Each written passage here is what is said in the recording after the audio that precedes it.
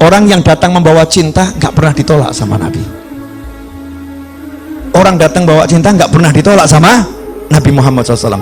Cintanya nggak pernah dinafikan, nggak pernah diabaikan, nggak pernah diignore, diterima. Salah satu cara biar kita itu bisa cintanya kuat adalah dengan sholawat. Nah, ini judulnya sekarang kan numpang sholawat, numpang sukses lewat sholawat. Singkat, pendek, 3 menit selesai. Tapi nanti pulang langsung praktek. Yang pengen beli mobil, kabul. Pengen beli rumah, kabul. Yang mau ngelamar anak Pak Kapolsek, kabul. Yang mau ngelamar anak presiden, kabul. Ngelamar atau ngelamar, kabul. Perkara ditolak, wallahu alam. Ngelamar Pak ya. Tapi udah berani ngelamar gitu kan, kabul. Yang mau punya hajat A sampai Z, kabul. Yakin kalau jurus ini Anda pakai. Hati-hati, akhir zaman ini ada yang menghembuskan ajaran yang mengatakan jangan cari akhirat dengan dunia dan jangan cari dunia dengan akhirat. Kamu nggak boleh pakai sholawat untuk urusan dunia, kamu nggak boleh pakai wirid untuk urusan dunia, kamu nggak boleh pakai yang namanya zikir untuk urusan dunia. Lihat itu, Rasul bersabda, siapa yang hijrahnya kepada dunia, dia hanya akan dapatkan dunia dan wanita yang dia nikahi. Hijrah saja, kalau nggak untuk Allah nggak dapat apa-apa. Masya Allah, ini pemahaman sesat dan menyesatkan. Banyak dihembuskan lewat pesan WhatsApp dan mungkin juga beberapa keterangan. Alhamdulillah saya tidak mendengarkan. Halo, kok lihat saya nggak enak, kenapa ini? Jadi ada orang sekarang ini suruh baca sholawat nariyah takut, suruh baca munjiah takut.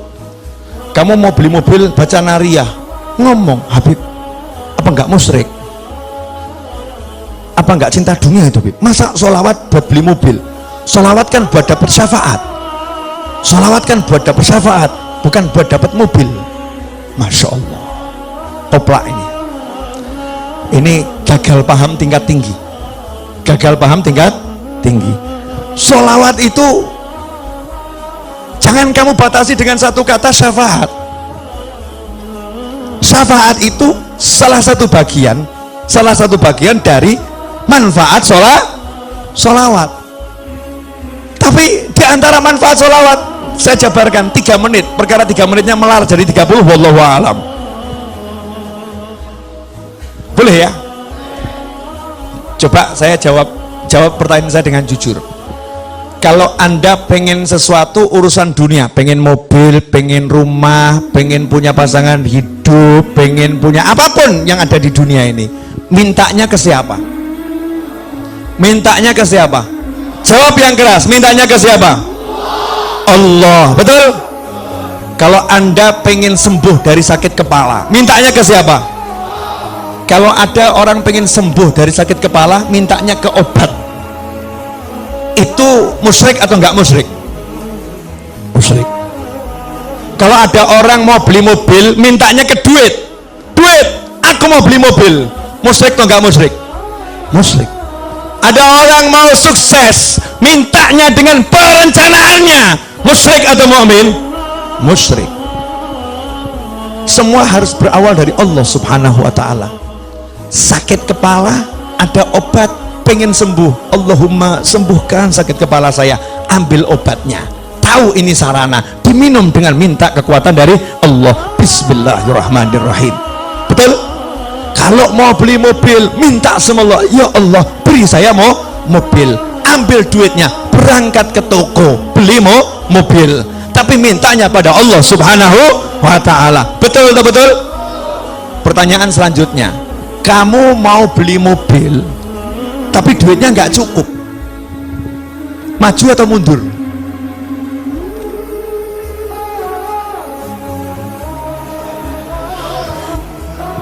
Saya mau tes Anda ini mukmin atau musyrik gitu loh. Kalau kamu mau beli mobil tapi duitmu nggak cukup, kurang 200 juta, nggak nanggung ya. Lah punyanya berapa? 10.000.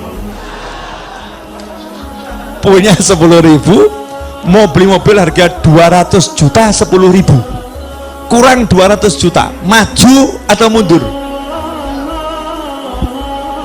Mintanya ke siapa? Mintanya ke suruh minta sama Allah kok mundur. Justru karena kamu nggak punya, kamu minta sama Allah. Bilang sama Allah, ya Allah, ini uang 10.000 ya Allah, 10.000 ini nggak bisa dibuat beli apa-apa kalau nggak kamu izinkan beli apa-apa. Tapi kalau engkau izinkan ya Allah, 10.000 ini bisa dapat mobil 200 juta ya Allah. Ya Allah, tolong beri saya mobil yang satu itu ya Allah, harga 200 juta, 10.000 rupiah, amin. Kantongin, Allahumma mobil. Terus keluar jalan ke showroom, istrinya bilang apa? Stres atau normal? Stres, betul kan? Karena istrinya ngukur uang 10.000 mau beli mobil, betul kan ya? Allahnya dibuang. Ini loh akidah yang semerawut, akidah yang semerawut. Nanti saya akan jelaskan dari Al-Quran, hadis Nabi, kehidupan para ulama, kehidupan sahabat, kehidupan orang yang normal. Kita ini yang nggak normal, kita yang sakit. Yang sakit nih kita. Boleh saya jelaskan? Nah, jadi kalau minta ke siapa? Allah. Minta tolong sama siapa? Allah. Betul? Kalau minta sama Allah dengan muji-muji Allah, ya Arhamar Rahimin, ya Allah, ya Mun'im, ya Sami', ya Qadir, ya Jabbar, ya Qahar, Asmaul Husna dibaca semua, muji-muji Allah, terus minta, kabul nggak? Nanti dulu. Kamu minta ke Allah dengan semua pujian yang dibaca oleh malaikat muqarrabin dan dibaca anbiya wal mursalin dan yang belum diturunkan ke muka bumi. Kalau tidak kamu awali sholawat, gak kamu tutup dengan sholawat, ditolak oleh Allah subhanahu wa ta'ala. Paham gak? Yakin paham? Paham gak? Jadi kalau awalnya gak ada sholawat, akhirnya gak ada sholawat, diterima atau ditolak? Orang mau nikah, ngurus surat nikah, ya pergi ke kantor urusan agama, bawa dirinya, bawa calonnya, bawa semua perlengkapan, gak bawa KTP, jadi nggak suratnya? Enggak. Bawa uang 200 miliar beli tanah, mau buat perjanjian jual beli, KTP nggak punya, kepake nggak duitnya? Enggak. KTP penuhi dulu, baru nanti dilanjutkan tahap berikutnya. Betul atau betul? Kamu puji-puji Allah, Allahnya bilang kalau kamu nggak bawa nabiku minggato, silahkan pergi. Dan itu dibuktikan dalam sholat dari awal sampai akhir Allah semua. Bahkan Al-Quran, Al-Fatihah, kitab, habis itu kamu baca 30 juz. Giliran at-tahiyat, kamu udah puji-puji Allah, at-tahiyatul mubarakatul sholawatut thayyibatulillah, kamu syahadat, tapi kamu gak mau sholawat, sama Nabi di at-tahiyat akhir. Apa kata Allah? Selesai, batal sholatmu, tidak aku terima. Masya Allah. Berarti sholawat nih penting atau super penting? Lah kok kamu khutbah Jumat, satu masjid nangis, Allah, Habibnya luar biasa, blek semaput, Masya Allah, Habibnya hebat, Allah, pojok blek mati, serangan jantung karena teriak rindu sama Allah, Allah disusul sebelahnya blek mati. Hari itu dalam khutbah Jumat 50 korban nyawa melayang karena rindu sama Allah. Cuman sayang, khotibnya lupa, gak baca sholawat di dalam khutbahnya. Pertanyaan saya, khutbahnya sah atau batal? Sah atau batal? Sholatnya jadinya sah atau batal? Batal. Yang batal khotibnya atau semuanya? Semuanya. Gara-gara ngapain? Melupakan sholawat. Kalau kamu lupakan nabiku, aku tak butuh dirimu. Allahumma sholli wa sallim alaihi. Sholawat. Makanya Habib Kiai guru pinter, cerdas. Santri-santri murid-muridnya diajarin kalau mau minta sama Allah sholawatin dulu, betul kan? Sholawatin dulu. Anak Pak Camat sholawatin bapaknya, Allahumma sholli ala sayyidina Muhammad. Allahumma sholli ala sayyidina Muhammad. Bapaknya ajak maulid, diundang buat maulid di rumah, bapaknya diundang, Pak Camat diundang. Gak paham Pak Camat nih kalau anaknya lagi dibidik nih, nawaitunya Allahumma berkat maulid, Allahumma. Terakhir selesai, makanya doa maulid manapun berjanji burda simtuduror dibak, doa itu babnya akhir pasti, nggak di awal. Setelah sholawat baru apa? Doa, betul? Jadi kalau hajatmu pengen kabul, kamu pengen duit, kamu pengen rumah, mintanya ke siapa? Ke Allah. Pakainya apa? Sholawat. Gak pakai sholawat ditolak sama Allah. Makanya kalau ada orang mengatakan jangan gunakan sholawat untuk mobil, jangan gunakan sholawat untuk motor, jangan gunakan sholawat untuk hajat dunia, maka jawablah, lantas suruh pakai apa? Kalau nggak pakai minta sama Allah, suruh pakai duit, suruh pakai kerja, suruh pakai usaha, suruh mengandalkan ikhtiarnya, melupakan Tuhannya. Ajaran siapa ini? Ini bukan ajaran Nabi Muhammad SAW. Makanya orang yang nggak punya duit kalau udah kenal Allah, kenal Rasulullah, nggak ada yang pesimis, optimis. Nggak punya duit pengen beli mobil, jalan di kampung lenggak-lenggok. Ditanya kemana? Showroom. Ngapain? Beli mobil. Duitnya ada? Belum.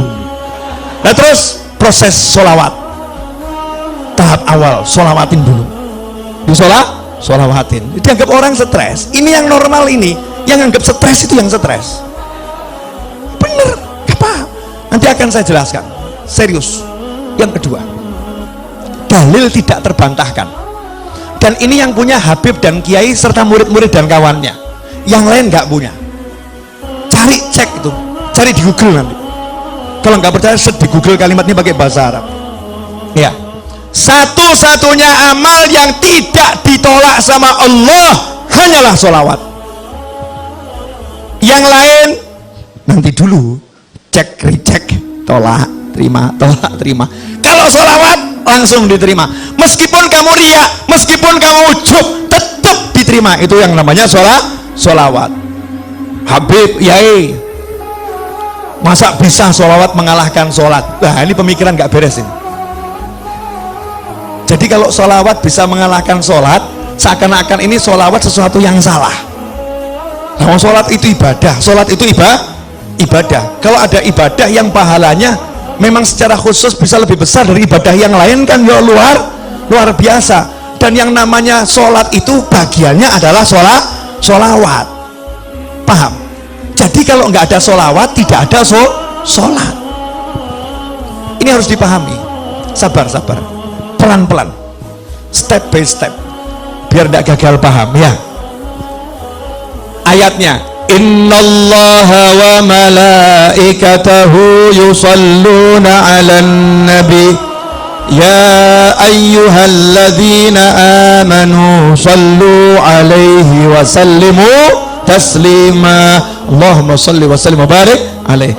Setiap mau mulai maulid dibaca enggak ini? Dibaca kan? Ayat ini dibaca. Coba diterjemahkan. Inna, sesungguhnya, innallaha, Allah bersolawat kepada Nabi, wa malaikatahu, dan malaikat-malaikat Allah bersolawat kepada Nabi. Hai orang-orang yang beriman. Siapa yang manggil? Allah. Allah manggil siapa? Alladzina amanu. Siapa yang beriman? Anda beriman, saya beriman, kita beriman. Kita dipanggil oleh Allah subhanahu wa ta'ala. Ya ayyuhalladzina amanu sallu alaihi wa sallimu taslima. Allahumma salli wa sallim alaihi. Hei orang-orang beriman, kalian semua tanpa terkecuali sholawat dan salam kepada Nabi yang banyak dan yang baik. Betul? Ayat ini turun kepada sahabat. Sahabat orang yang paling paham bahasa Arab. Sahabat orang yang paling paham bahasa Arab. Makanya jangan belajar Al-Quran dari terjemahan, nggak pernah sampai nanti. Belajar Al-Quran dari ulama, nggak bisa dari terjemahan. Subhanallah. Nanya sama Nabi sahabat, amma salam qad arafna. Kalau salam kami udah tahu ya Rasulullah caranya. Assalamualaikum, tahu salam. Wa kaifa nusalli alaik. Tapi kalau salam kaifa, Mas-sholah sama kaifas sholah itu beda. Kalau mas-sholah, apa itu sholawat? Bentuknya apa? Bentuk, bentuk. Tapi kalau kaifa itu bagaimana caranya bersholawat. Paham? Sahabat tidak pernah mempertanyakan bacaan sholawat. Yang ditanyakan sahabat caranya bersholawat. Antara cara sama bacaan itu dua hal yang jauh berbeda. Sahabat nanya, kaifa nusalli alaik? Jawaban Nabi apa? Qulu, caranya kamu cukup mengucapkan Allahumma salli ala sayyidina Muhammadin wa ala ali sayyidina Muhammad. Allahumma salli wa sallim alaih. Bukan bentuknya. Kalau bentuknya macam-macam. Ada sholawat Ibrahimiyah, ya. Ada sholawat yang untuk keluarga Rasulullah, ada sholawatnya sahabat, ya, ada sholawatnya tabi'in, ada sholawat Nabi yang diajarkan ulama di dalam mimpi, macam-macam. Ada sholawat yang dikarang oleh para ulama. Bentuknya bebas, bebas. Caranya ini yang benar. Apa caranya? Ucapkanlah Allahumma sholli, ya Allah, tolong kamu bersolawat. Solawat itu artinya doa. Makanya ketika sahabat diperintahkan bersolawat dalam Al-Quran, sahabat bingung. Doakan Nabi, ucapkan salam untuk Nabi, doakan Nabi. Maka sahabat nanya sama Nabi, cara doakan Nabi gimana? Karena Nabi udah dapat semuanya, gimana mendoakan? Maka sama Nabi diajarin, kamu bilang saja sama Allah, ya Allah, tolong kamu yang doakan Nabi. Allahumma sholli, ya Allah, tolong kamu yang bersolawat sama Nabi. Ya Allah, tolong kamu yang bersolawat kepada keluarga Nabi Muhammad SAW. Dah, sekarang dicek dulu, cek pemahamannya udah nyampe belum. Yang merintah siapa? Yang dapat perintah siapa? Mukmin, betul. Allah merintah kita untuk ngapa? Solawat. Solawat kepada siapa? Kepada Nabi Muhammad SAW. Nabi ngajarin kita bagaimana? Minta saja sama Allah, Allahumma sholli, ya Allah tolong kamu sholawat sama Nabi, betul? Ya Allah tolong kamu sholawat sama Nabi. Maka Allah jawab, innallaha wa malaikatahu yusholluna ala nabi. Allah dan malaikat udah terus-terusan selalu sholawat sama Nabi. Kalian yang sholawat sama Nabi. Kita jawab lagi, ya Allah kamu saja yang sholawat sama Nabi. Allahumma sholli ala sayyidina Muhammad, ya Allah tolong kamu saja yang sholawat sama Nabi. Allahnya jawab, innallaha wa malaikatahu yusholluna ala nabi ya ayyuhalladzina amanu sallu alaihi wa sallimu taslima. Kita diajari Nabi, kembalikan ke Allah, ya Allah tolong kamu saja yang salawat ke Nabi. Allahnya bilang, aku udah salawat sama Nabi dan terus salawat sama Nabi, malaikatku salawat sama Nabi terus, giliran kalian salawat sama Nabi. Kita jawab, Allahumma, ya Allah tolong kamu yang salawat sama Nabi. Pertanyaan saya, sejak kapan kamu pernah bersolawat? Pernah enggak kita bersolawat? Gak pernah. Yang ada itu kita meminta agar Allah bersolawat kepada Nabi.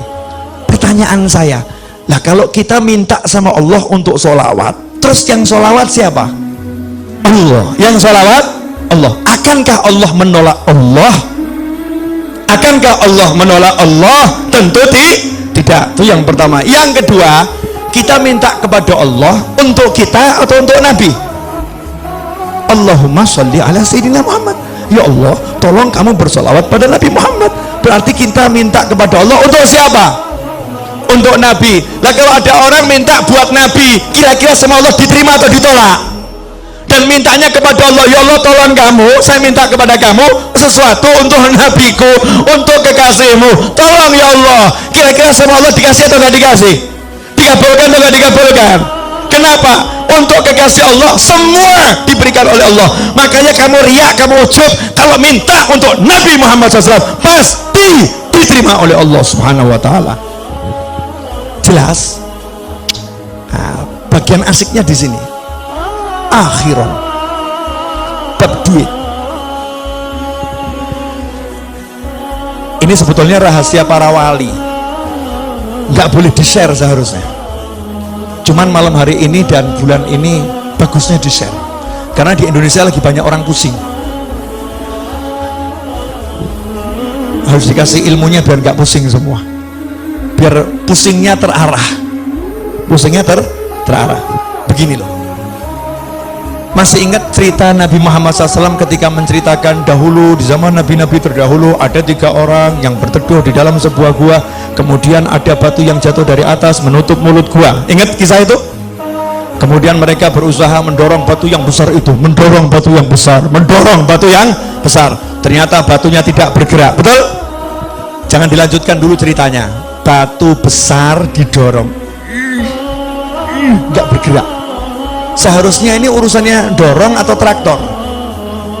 Traktor, betul ya? Urusan batu ini kan urusan traktor, paham? Kamu mau beli mobil, duit nggak cukup, uang nggak cukup. Seharusnya urusannya apa nih? Ngutang ya? Minta tolong sama orang, ditambahin duitnya, betul? Tapi ngutang siapa yang mau ngasih? Nggak ada yang mau ngasih. Ini dorong nggak bisa, siapa yang mau nolong? Yang terkunci di dalam, nggak bisa. Maka minta tolong kepada Allah Subhanahu wa ta'ala. Nabi mengajarkan mereka 3 orang yang minta tolong ini masing-masing berkata, ya Allah, saya pernah punya amal yang begini. Kalau amal itu kamu terima, ya Allah, tolong geser batu ini. Betul? Maka bergeser batu sedikit. Yang kedua ngomong yang sama, bergeser batu sedikit. Yang ketiga ngomong yang sama, bergeser batu sedikit. Akhirnya cukup untuk lewat 1 orang, 1 demi 1 keluar. Artinya batu yang menutup tergeser, hajat terkabul karena ketiga-tiganya bertawassul dengan amal yang diterima oleh Allah Subhanahu wa ta'ala. Itu untuk nabi-nabi terdahulu. Untuk kamu, Rasulmu udah ajarin.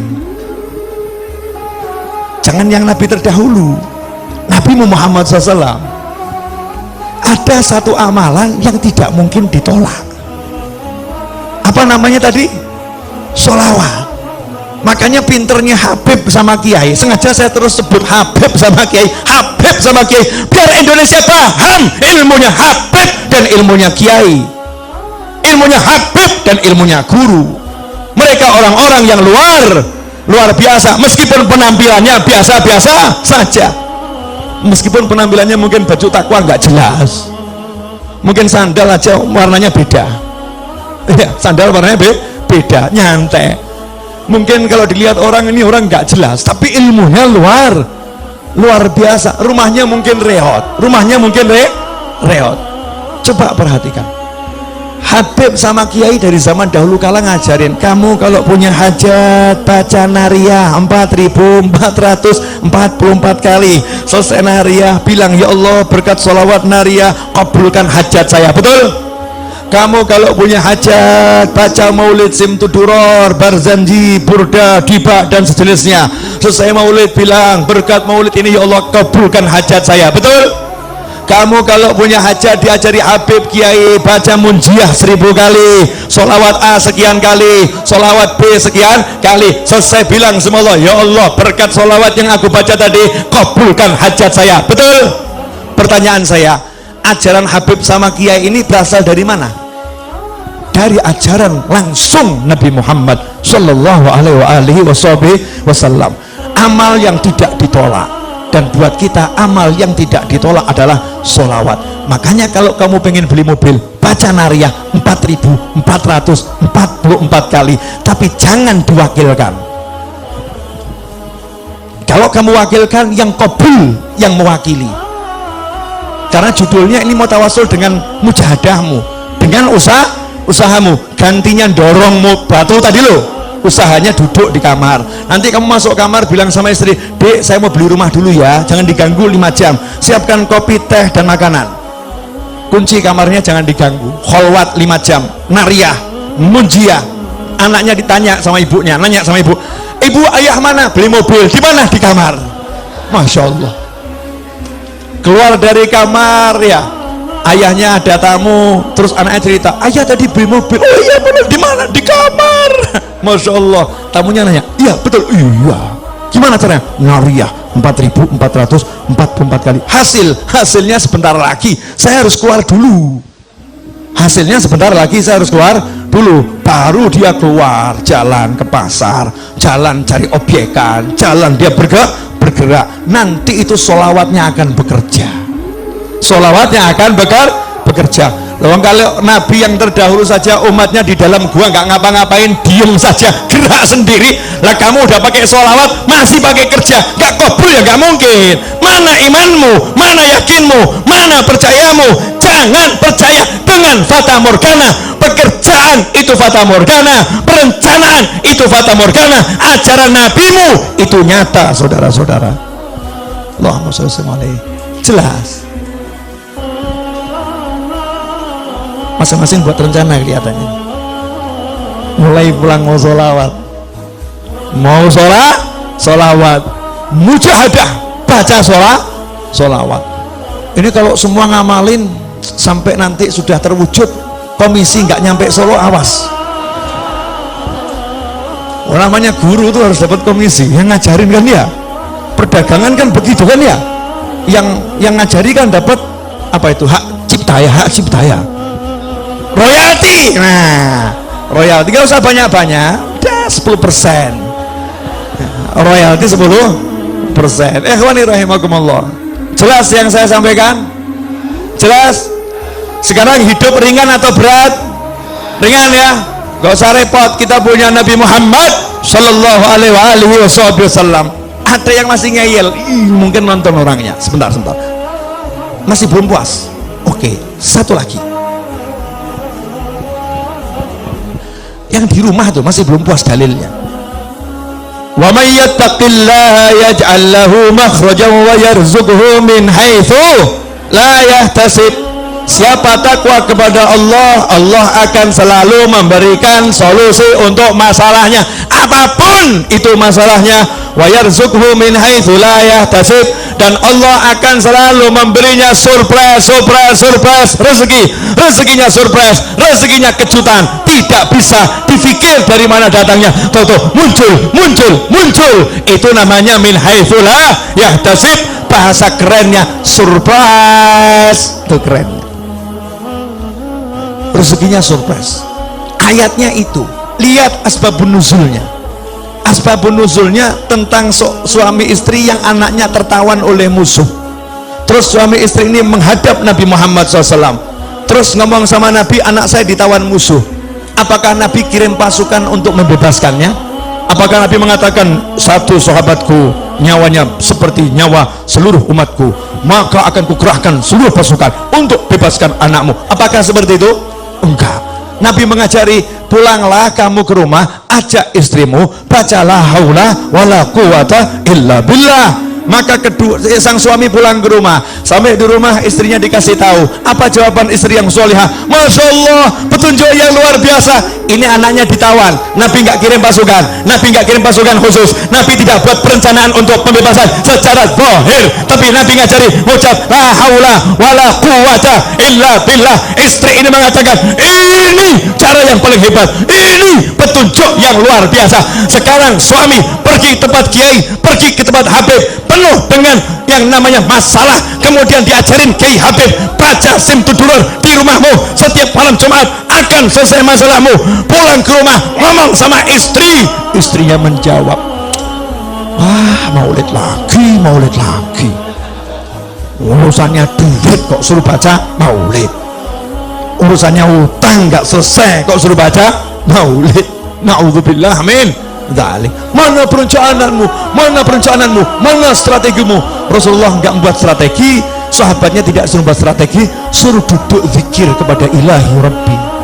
Hasilnya subuh, ketok pintu rumah, anaknya datang, assalamualaikum, rangkulan nangis. Anaknya datang bawa kambing sejumlah lembah itu ya, lembah. Di riwayat yang lain kuda sebanyak itu, masya Allah. Maka sang ayah ini langsung ngadep ke Rasulullah SAW. Ya Rasulullah, anak saya udah pulang selamat, bahkan bawa rampasan perang. Ternyata anaknya ketika ditawan, yang nawan dibuat tidur sama Allah. Kemudian anaknya bisa melepaskan ikatannya, anaknya kemudian melarikan diri, dan ternyata kambingnya saat itu dan atau kudanya saat itu semua ikut sama anak tersebut ke Madinah Nabi Muhammad SAW. Sehingga sampai depan pintu, orang tuanya bahagia, anaknya bahagia, kambingnya juga bahagia. Kambingnya hijrani dari tangan orang kafir ke tangan muslimin. Apa kata Nabi? Muncullah itu turun ayat wa may yattaqillaha yaj'al lahu makhrajan wa yarzuqhu min haitsu la yahtasib. Makanya kalau kamu pengen solusi, kamu pengen rezeki, jalannya takwa. Dan salah satu jalan takwa yang terbaik adalah sholawat pada Nabi Muhammad sallallahu alaihi wasallam. Makanya kalau ada orang mengatakan jangan jadikan sholawat untuk cari dunia, orang ini tidak paham ilmunya Allah dan Nabi Muhammad SAW.